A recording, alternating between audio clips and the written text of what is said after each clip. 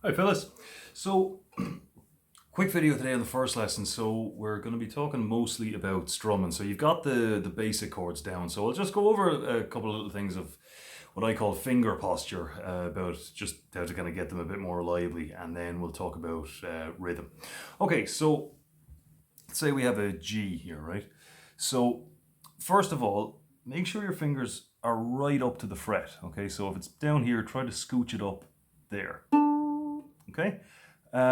Another thing is that your fingers should be curved out the way. They shouldn't be kind of slanted down like that. It should be kind of just up there like that.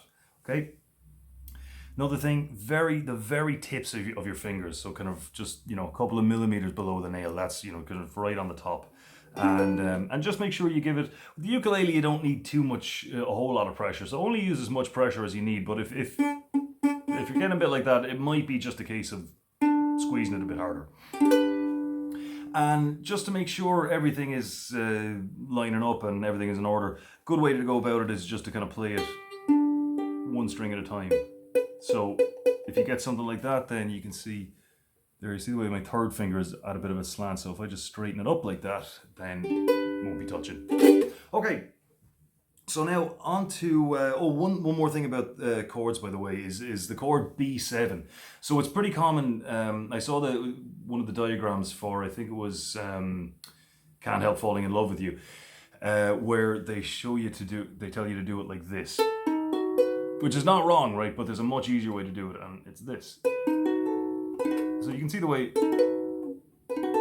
basically the same, well, it is the same chord. It's the same combination of notes, just arranged differently, and it's just a bit easier. So it's all it is just the E minor, that whole shape hopped up a string. And one more note about that as well is because in Can't Help Falling in Love with You, you've got like a river flows surely to the sea. You've got E minor, B7 kind of going back and forward like that. So try, if you can, instead of doing it like that, kind of in stages, try to just hop, treat this as kind of one solid object, one shape, hop the whole thing up at the same time.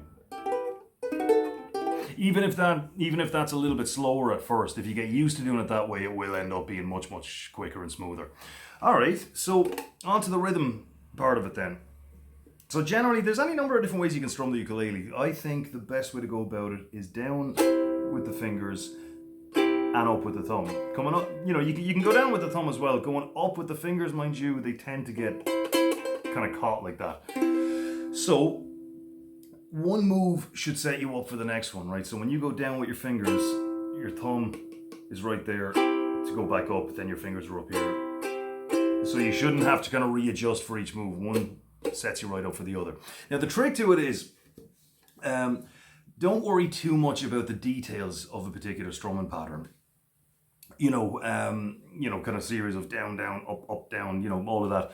What you really need to do is just go down, up, down, up, down, up constantly with no change at all, right? And you make it a little bit more interesting just by skipping a few, okay? So for example, that calypso pattern we were talking about. So I'll just, in a second, I'll just play this for a few bars just so you can play along. I'll just use the C chord. So that's down, down, up, down, up, down, down, up, down, up, right? But really, all you're doing is going down, up, down, up, down, up, down, up the whole time, and you're just skipping down, come back up without hitting it, down, up, go back down without hitting it, up, down, up. So you have that little diagram there where I kind of have the ups and downs in there. But it really just comes out of going down, up, down, up, down, up constantly, right? So the way you don't do it is, okay, because then you're stopping, starting, stopping, and it's just not regular. So, and the thing to remember as well is that if you hit one that you meant to miss, or you miss one that you meant to hit, that really doesn't matter at all. All that is you'd call that a variation, not a mistake, Okay, so we'll go for that pattern anyway, right? But the main thing is just that the hand keeps going, doesn't speed up, doesn't slow down, just keeps going. And just try to skip the right ones, but if you don't, as I said, if you don't, really doesn't matter. So here we go. Just see 1, 2, 3, 4. 2,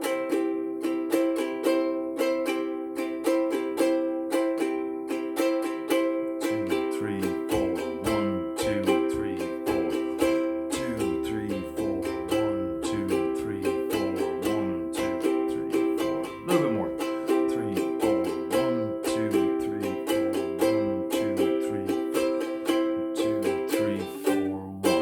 Okay, now going back to Can't Help Falling in Love with You.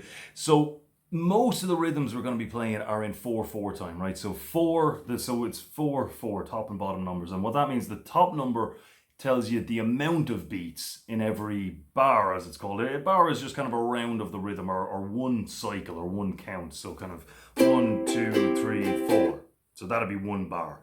Now, so 4 quarter notes. The bottom number is like the bottom number in a fraction. So it's 4 quarter notes in every bar, right? Now, Can't Help Falling in Love with You is in 6/8 time. So that means 6/8 notes in every bar. So that just means kind of 8 or 6 quicker ones, ones that are half as long. And you emphasize the 1 and the 4, right? So that just breaks it down into 3. So 1, 2, 3, 1, 2, 3, 1, 2, 3, 2, 2, 3, 1, 2, 3. But you see the way you're still doing the same thing, going down on the numbers and then just coming up, or I should say allowing your thumb to hit off it on the way up, basically whenever you feel like it. So wise men say only fools rush in. 1, 2, 3, 4, 5, 6. 1, 2, 3, 6. 1, 2, 3, 4, 5, 6. 1, 2, 5, 6. 1, 2, 3, 4, 5, 6. 1, 2, 3, 4, 5, 6. 1, 2, 3, 4, 5, 6. 1. And so if you want to just start on just doing the downs, that's fine, because the ups are already going to be there. And all it is just a case of allowing your thumb to hit them on the way up. Okay, so, and as for chords, just going back to chords for a second, the main thing about chords is just to go from one chord to the next, to the next, to the next, to the next, over and over and over again. And that way, it kind of just takes the thinking out of it for you. It kind of happens more automatically after a little while of doing that. Okay, so listen, I'll see you next time then. And just for now, keep working away, and I'll talk to you then.